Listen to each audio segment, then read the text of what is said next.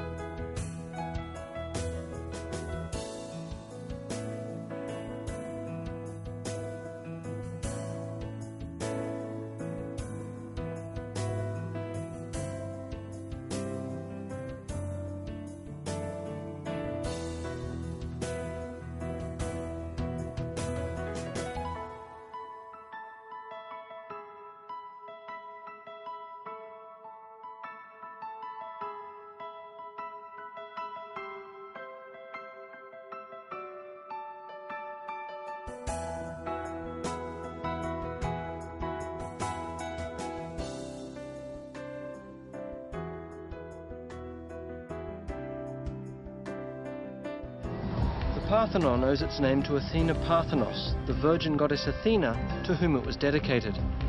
Athena was the patron goddess of Athens and also of science and technology.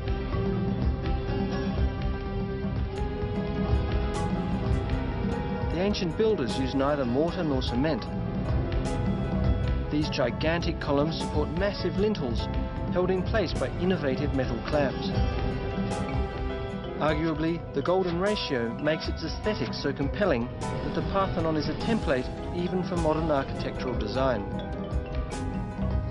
Although the temple is considered an icon of perfection, I'd heard that the architects and builders had tweaked their design to ensure the impression of perfection, just to play it safe.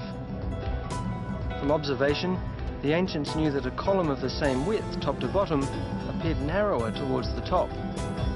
To make their columns appear perfectly straight, they tapered them. Using tricks like these, they made sure the temple appeared absolutely perfect. Only an expert could detect the illusion. Professor Tassos Tonoulis, Chief Restoration Architect, agreed to let me in on some of their design secrets, such as stairs that were intentionally made thicker in the middle. They were afraid that if they had a straight line for the steel blade, it would seem sunk in the middle with all the weight at the top. That's an optical illusion you're talking about. Optical illusion, yes. Also, it seemed that they thought of each architectural part of the building to respond like a living creature. So, with all the weight of the superstructure, the column has this bulging in order to express the pressure from above. I see. In other cases, let's say, although all the superstructure, the entablature as we call it, is leaning inwards following the same diminution to the top, which gives more stability to the volume of the building.